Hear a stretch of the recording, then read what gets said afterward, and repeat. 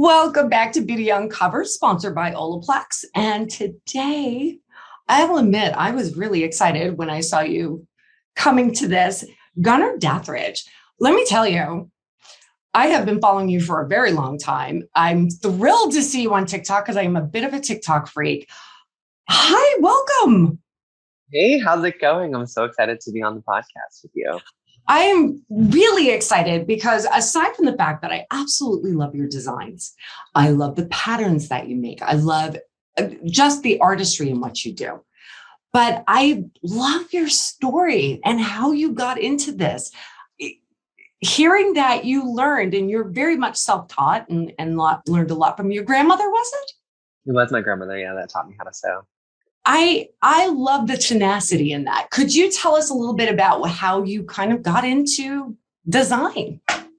So I'm from a very small town. I grew up in a little town called Hanover, Indiana, and then like later migrated to Louisville, Kentucky. But there like wasn't a lot to do. And so one of like the few things that we could do was like, crafting and creating. And I come from a very creative family. My grandmother was a seamstress. My grandfather was a woodworker, but they would, do the craft fair runs and sell their wares at little festivals. And so like, I always kind of was attracted to the idea of creating something from nothing. And I think that that was like, really a great way to spend my time, especially coming from like such a little place where there's not much to do.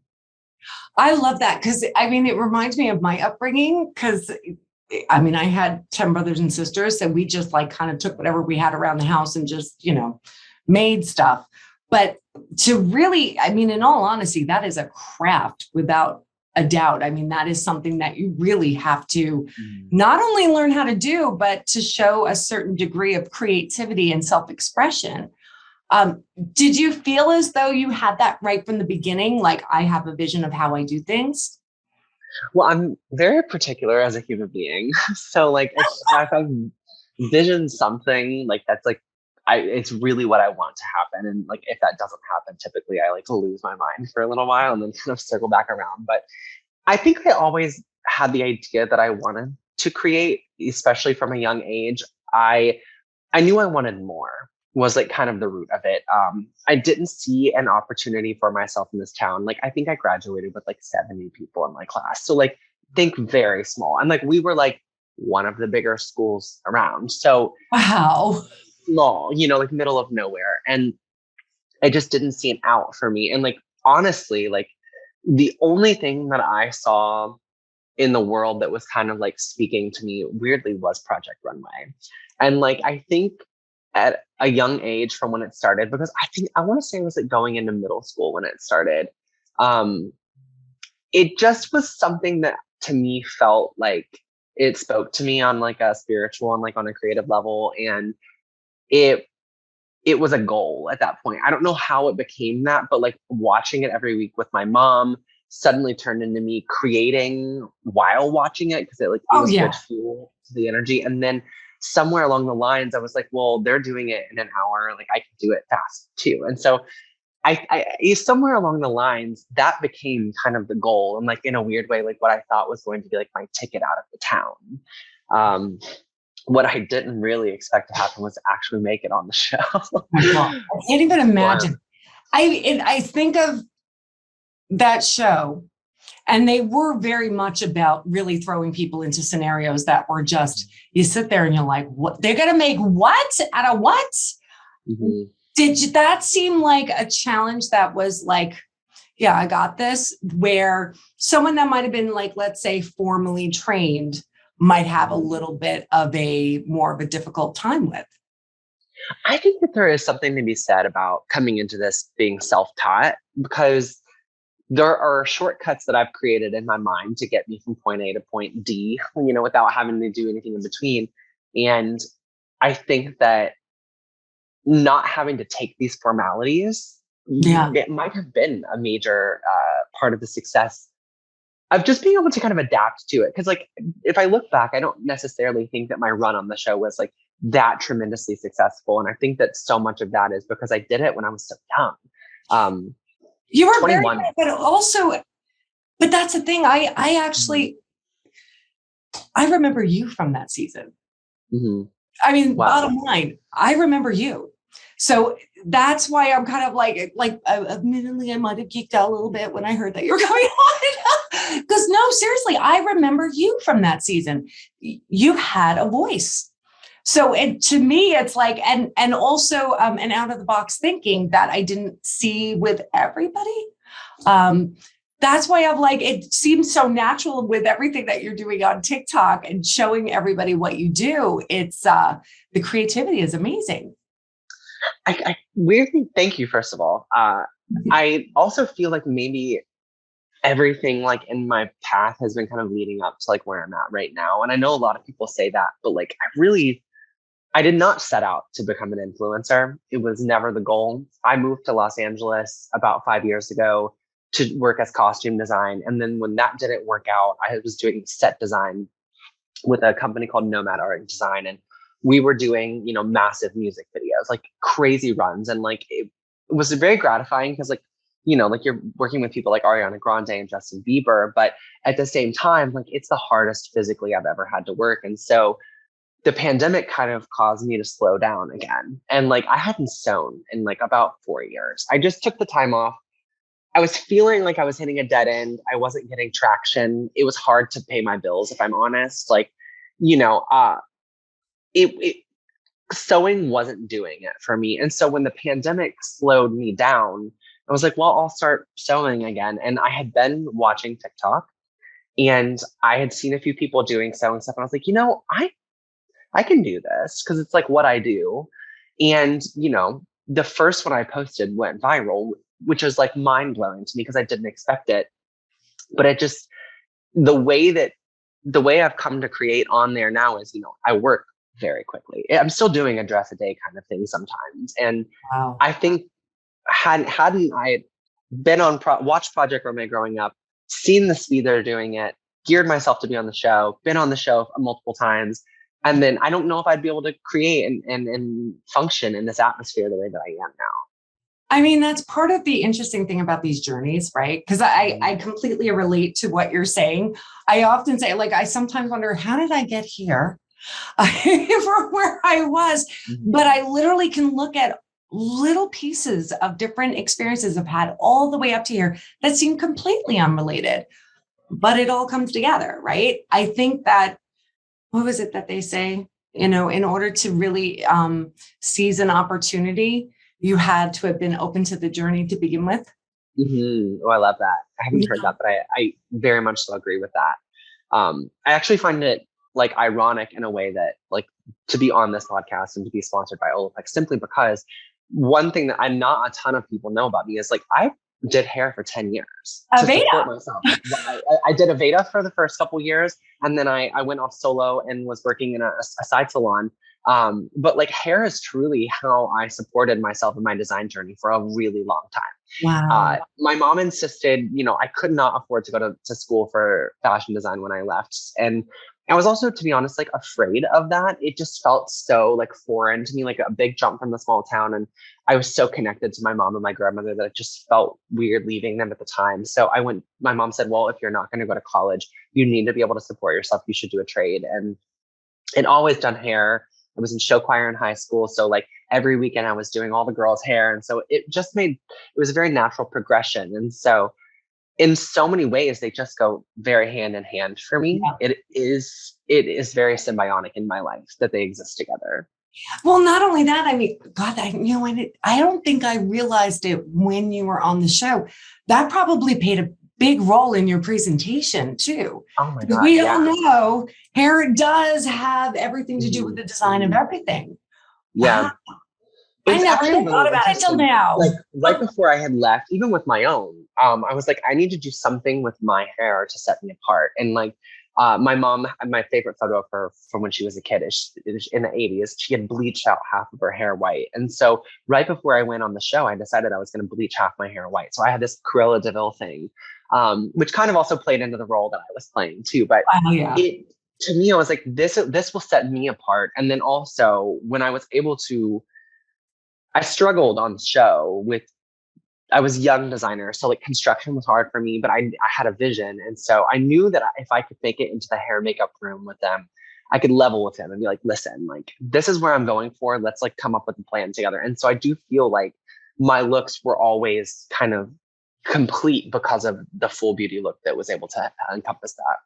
Well, I mean, it is the big picture in the long run, and Yeah. if you don't have that, and let's face it, I think there has been people that probably did not get the recognition that they probably should have because they didn't pay attention to everything else. And it was almost counter to what they were trying to do, if that makes sense. I find that in every aspect of life, though. And I feel like I have learned more in the last 2 years since becoming a content creator than I've ever learned about my craft, myself, and how I interact with it. But everything is about the details. Yes, it works in fashion, but it truly works in every aspect of life. I mean, even in my videos, if it's there, it's an aesthetic choice, from the rings to the nail polish color to the fabrics. Like it's all done. The crystals. The crystals, the whole thing, I think that the details help paint the picture of no matter what you're working on or no matter like what you're trying to present it really is the full picture. It's funny. It is interesting because when you're looking at your videos and you're seeing these little details, it is very intimate. You feel as though you're like getting a little glimpse of pieces of who you are. And that, I mean, I think it contributes to a lot of your success too. Aside from like beautiful designs, you're giving a piece of us without like having to like a lot of people are giving away everything in their lives and kind of almost giving up their most autonomy. But with these little glimpses of this, it does look like pieces of your personality, and it's very subconscious. I like that it comes off that way. So it's kind of reassuring to hear that. It's working, Gunnar. It's working. Yeah. I know, but I'm also like, I'm still human in the sense of like, I am always doubting what I'm doing. I'm always second guessing. And like, I do get little glimpses where I feel very like excited and proud of what I do here and there, and then I have moments where like, I find the whole thing very frustrating. It's a new way of kind of adapting yourself and your art. It is definitely an interesting way of presenting my art because I'm condensing 16, 18 hours worth of work into 30 seconds. Yeah. And still trying to make it feel gratifying. So that's tricky. It is nice to hear. I find that, and it's very funny because especially when you're doing social media like that, it is exhausting to keep up the pace of it. I actually had to take like a few weeks off because it was just, oh my gosh, it was just too much. Yeah. It is exhausting. And there is a certain demand after a while, especially when you get to the point where you're at 2 million. That's got to be high pressure. It is. It's a growing business. It's interesting. Like there are a few ways you could approach social media, right? Like there is the way of just like being entertaining and just enjoying the ride, getting the notoriety. You get like kind of comedians, kind of like a Brittany Broski. Like they're really not in it for the money. They just are kind of having fun. Yeah. And then you have what I like to think are like the more business minded people that are like, well, sponsorships work with the kind of content that I do. And this is how I can support myself. And so I've always been very business savvy in that way. And so once you do graduate to a certain level, it's not just about the follower count. It's about how much content you have. I have a management team now that only makes money if I make money. I have an assistant that is helping me edit and post and like keep my life afloat. So it's like I now have a small village that my art is supporting as well as myself. And so it does become a little bit of feed the beast. It is also providing for me in a way that I was never able to provide for myself. So like it is a give and a take, but the taking time off for mental health is like very important. Do you find that it's difficult to be authentic to yourself when there's this, like I find that sometimes like something will go up and you're like, oh, I like this, I'll put it up, whatever. And then there's like a big boom, everybody loves it. And then you're like, well, I suppose I create more content like that, but it's very hard to keep authentic to your branding, if that makes sense. Yeah, I get that. It's funny. You can try to predict what people will gravitate towards all day long. And then it happens all the time where I'm like, I hate this dress. Like, it's fine, whatever. And then it blows up. And then there is that moment I'm like, well, is that what I should be doing? What I've taken from those moments is that it's not that I did something in the video that resonated with people. And so I try to distill that down to like a little bit. Like sometimes I find that it's when I'm sharing a facet of my story that's relatable. Um, and maybe it's not about the actual dress. You know what I'm saying? It's more about this like human thing that I'm deciding to share as the undertone of the video. So I try to hone in on those little things so that I don't feel so burned by creating ugly dresses. You know? That's funny. I did, you know, it is funny because it is true. It is your personality that I think a lot of people are kind of honing into, not to negate the art that you do, Mm-hmm. but it's, you know, it becomes almost like your personality is art. Yeah. Yeah. I mean, and some people are great at that. Some people are incredible at that. I ride this line all the time. I'm like, you know, I didn't set out to be a personality. I mean, I guess in some ways I did because I did put myself out there as that when I was younger, but I truly approached TikTok to be a fashion designer and a DIY creator. And somewhere along the lines, I realized I'm like, well, I have to sell a little bit of personality to get there. And so, yeah, like, you know, you are, all of it's a selling point, I guess. It's performance art. Yeah, it is. It truly is. From here, I mean, where do you hope to go from here? I mean, are you looking to like expand outwardly, creating your own lines, or is this like a niche that you're like, hey, I feel really comfortable with this. This is my pace. Because this is the interesting thing. What I'm finding in this new landscape, because what I'm finding is that a lot of people don't feel like they have to be completely attached to a brand per se. They can be autonomous. They can be, you know, for themselves. They might come into your lives, whatever, but for the most part, they're their own brand. Mm-hmm. They don't feel as much pressure to have to sign into the big business, so to speak. Mm-hmm. Do you feel like you want to go that route? Or is it like, you know what? I'm okay with where I'm at. This is something I kind of ride the line with a lot. It is a very fair question. I'm also, like, I've been in business for a long time, so I kind of understand what it's like to kind of start a startup in that way. Here's one thing I've learned. I am able to support myself, my team, and like be thankful for where I'm at with that. And I truly am not selling clothing. I'm selling an idea, and I'm selling a feeling, and I think I'm selling like a little escape from everyone's day. So it's not that I don't want to produce clothing, but I have, you know, I was doing 3 lines a year for like 5 or 6 years, and I was producing all of it myself. If I got orders, I was making them myself. I mean, I worked myself sick, like truly. I was so exhausted all the time. I was proud of what I was doing and I loved it, but like it wasn't it wasn't prosperous. So at the moment, I'm currently pursuing television in some ways that like I'm kind of not allowed to talk about, but it's exciting. And I think I would just like to make myself a little bit more at home in everyone else's house first. And then I would like to start exploring maybe collaborations with brands that have the infrastructure set up to create things that people can actually attain. I think it allows me to be able to like really create freely without the stress of having to fully source and outsource everything. Yeah. I don't know if people quite understand like the work that goes into creating a fashion collection, but setting up manufacturing is so expensive. It's so time consuming, and it's really not financially like privy. Like it's a really tricky thing to do in this day and age of fast fashion. So I think if I can find a way to carve out a space in the industry that feels authentic to me and that is ethical and ethically produced, and also another big thing for me is making sure that my size runs accommodate everyone. Yes. Very hard to do in the industry. Those are things that I would then consider, make me consider creating a line again.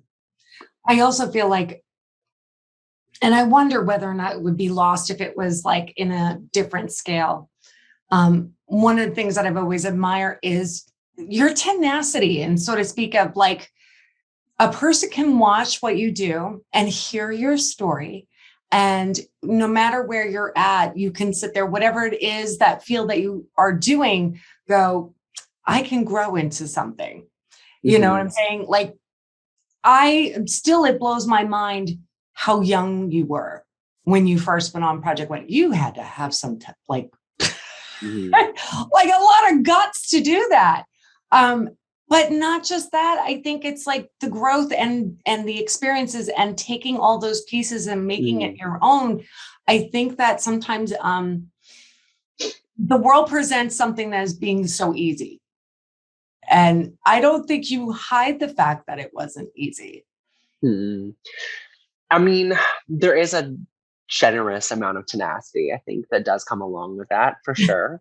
Yes. I like my backstory, like in a nutshell, and it's not unique to me. A lot of people have this experience, and maybe this is why people relate to me, but I was very made fun of in high school and in middle school and truly in elementary school. I mean, it was a constant theme of my upbringing.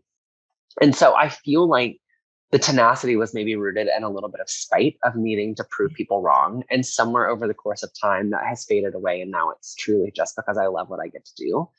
But I love that people feel like they can do it. I think that's why it was important for me to like start my Patreon. I think that's why it was important for me to create sewing videos that had a full video tutorial. I also have a learning disability. So like I have a hard time learning from school and from a book in a traditional setting.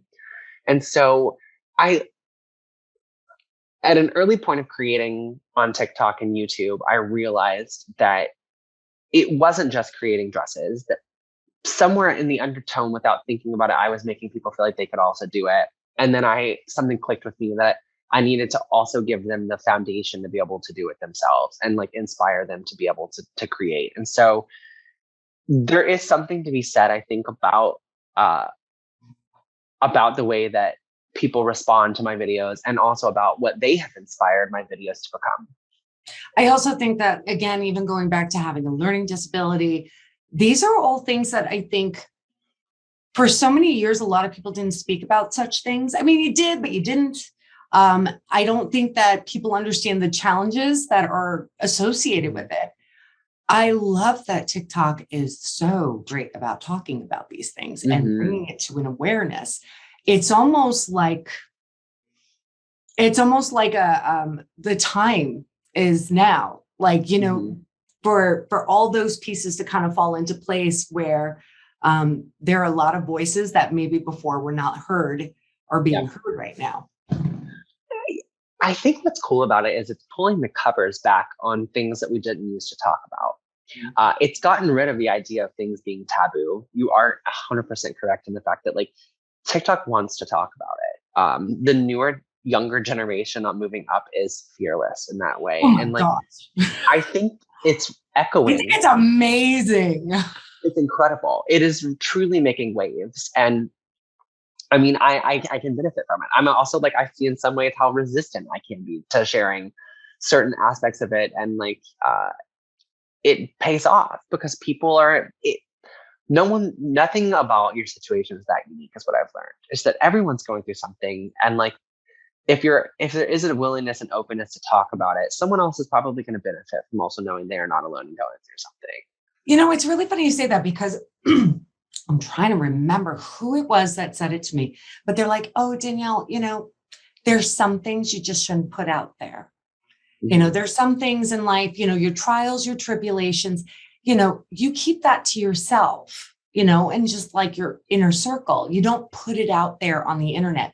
And I'm like, do you have any idea how much you could help somebody else? Because I know when I was going through my difficult times, when I saw someone else share their story and I could go, oh, okay, I'm not alone. I thought I was alone. It's a powerful thing. Yeah, it is. When I was on the show, the episode that I actually got eliminated on, spoiler alert, but it's been 10 years. I would imagine I've seen it. I had to make a print. And at the time, like that was like, because I'm grew up in a place that was not tech savvy. I mean, we barely had a computer. The whole thing was a real challenge for me. Yeah. Even operating this tablet at the time, it was just really hard. Wasn't My that mom the came first in. time they added a tablet into this? I don't think Yeah. they ever did before that. No, my season was the first season they kind of introduced technology in that way, at least on a tablet. And then, so my print was about basically being bullied. And so sharing that publicly, I at the time I was like, it was supposed to be about your heritage. And I'm like, well, we're just like a small little like white trash family. I don't know what my heritage is. So I chose to use that because it's what I knew. But I didn't realize that by sharing that, the weight that that was going to carry with people, because I was getting like swarmed with messages of people just sharing their stories. And it was really hard to read because it's like, wow. I mean, in some ways, I'm like, I'm so glad I'm not the only woman. In some ways, I'm like, it is so sad to me that this is what people are dealing with. But by sharing it, people do resonate with it. And there is weight behind your words. It is actually, it's very powerful and it's very, but I do think that sometimes it's a little bit hard to take on. I was creating content at one point, and it's just like, talking about hair and whatnot. But I started getting messages from kids that are like teenagers, and they would talk about their struggles with their hair, and it would quickly turn into, that I'm ugly, I'm garbage, and you're just like, oh. And I had to like take a step back and I'm going, am I perpetuating this? Like, oh my gosh, these poor babies, I'm a mama bear. I got 3 boys. And I was that bullied kid. I was that kid that was awkward and weird and didn't quite fit in with everybody. And I'm very consciously aware of what we put out there. But in the same breath, I do think that it's them reaching out is more of them just saying, hey, you see me. Yeah, totally. But it is hard to take in sometimes. It might touch on a few painful memories. Yeah. I mean, gosh, choosing to share something, you do realize like there's no cap to how many people can see it. Scary to think about. And also, everyone is going to have a story or an opinion. So it's like, it is a touchy place to be. I fight this all the time. I feel like every video I release is personal to me. And so I'm like, I'm releasing my baby into the world. And like, people have opinions, it's an artistic point of view. So it's sometimes a tricky thing to navigate. Wow. I give you a lot of credit because on a broader scale, such as yours, it must be, it has to be a lot of work, especially with the comments that come in and everything. Do you have somebody that monitors that stuff? So the apps all have a filter and you can actually filter out certain keywords. Yeah, so I have a pretty intensive list of keywords that I filter out. And truly, I only respond to comments for the first maybe like hour or 2 that the post is live, because beyond that, it just is kind of, I have realized that that's a little bit of a boundary that I need to set for myself, because you get caught up in it. I'm not great at it. I still find myself going back and reading the comments, but for the most part, I try to like eliminate how much I sit there and read comments, because it can be very detrimental sometimes. Well, it's hard because you also want people to feel like they're heard, right? You want them to know, hey, I see you. But in the same breath, when you're getting to the hundreds and thousands, it's too much. It's too much. Yeah. There are some of my videos that have like a couple 100,000 comments on YouTube. And it's like, what do you do with that? No. Okay. So I'm an idiot. You're on YouTube? I have almost, I think I don't know, YouTube it's its own little bubble, but I produce exclusive content for YouTube also. I have about 1.6 million followers on YouTube. Shut the front door. And it's growing like dramatically. It'll grow like 5,000 to 10,000 followers a day. Not me wanting to pick up my phone. Jeez. It doesn't shock me because YouTube is just a different platform as well. And it sometimes gives you a whole different breadth of time. Like TikTok, you kind of know you've only got like a short attention span. I know I do. But YouTube has a program called YouTube Shorts, and it is basically their version of TikTok. And it has been a massive factor of the growth on YouTube for me. Wow. No, I think it's very interesting the way the landscape is definitely evolving. I'm wondering what's going to be the next big thing for sure. Because isn't that the thing? We're always on the hunt. For the longest time, it was TikTok, and no one, not TikTok, I'm sorry, Instagram. No one could beat it. And now all of a sudden TikTok came around and just blew everybody out of the way. YouTube is kind of an interesting competitor for it because I find personally that you can make like an actual living on YouTube. Like TikTok, even with the creator fund, is not set up to be successful for people. It truly is, I think, an entertainment-based app. But YouTube is like, although entertainment-based, like you can approach it as a professional and really support yourself if you wanted to. That's amazing. And it's very funny because I do feel as though, it's like we were saying with this younger generation, they're understanding their options when it comes to that.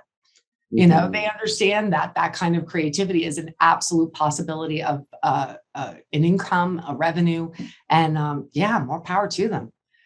Yeah, totally. It's a lot to keep up with. It is. Like I said, you need a village, you need a team. You do need a team. I mean, any given week, I'm posting, let's say it's a week where I'm not losing my mind and I've already got stuff planned out, but to post across platforms to all three, and they're all a little different. It's between 9 and 12 videos a week that I post. Wow. It's pretty crazy. Yeah. So do you think from here, I mean, do you ever think to yourself, oh, maybe one day I'll do a collection for, you know, New York Fashion Week or something like that? Or is that like one of those things where it's like overrated? I think that seems like the goal for so many people, but they're just like money sucks. Like they don't make you any money. Big runway shows don't. What I would love to do personally, I believe in accessibility. I think that it would be fun to design a collection with somebody where everyone can have access. I would love to do a collection of bridal wear for David's Bridal at some point.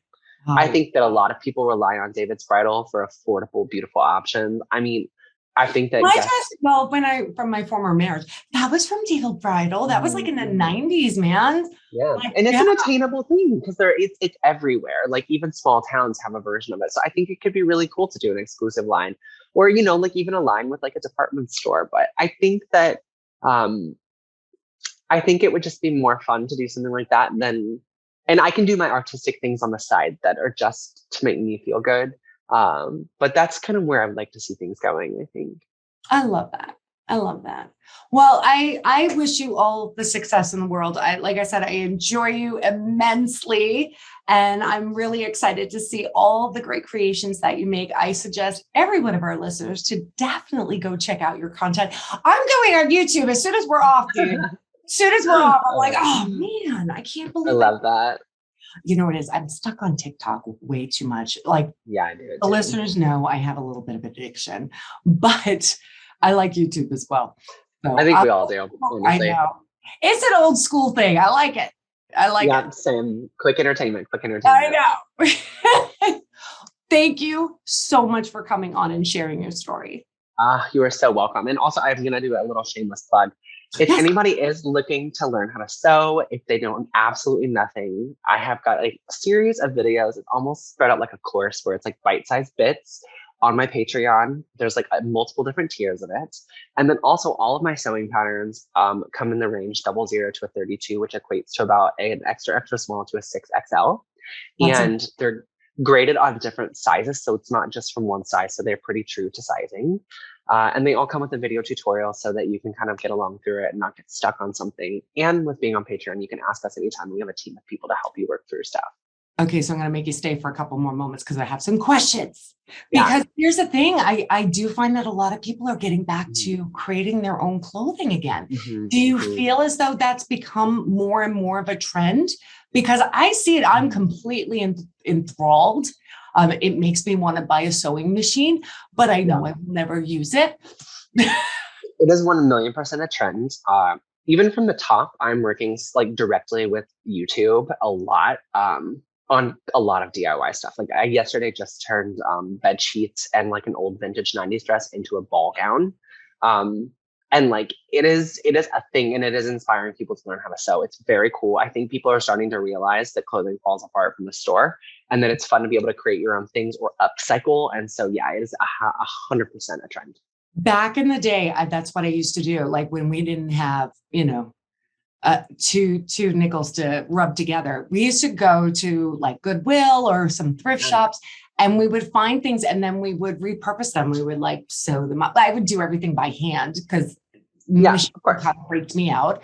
So I would learn these little stitches and I would figure out how to like create something that was a little bit maybe on trend at the moment. Yeah, of course.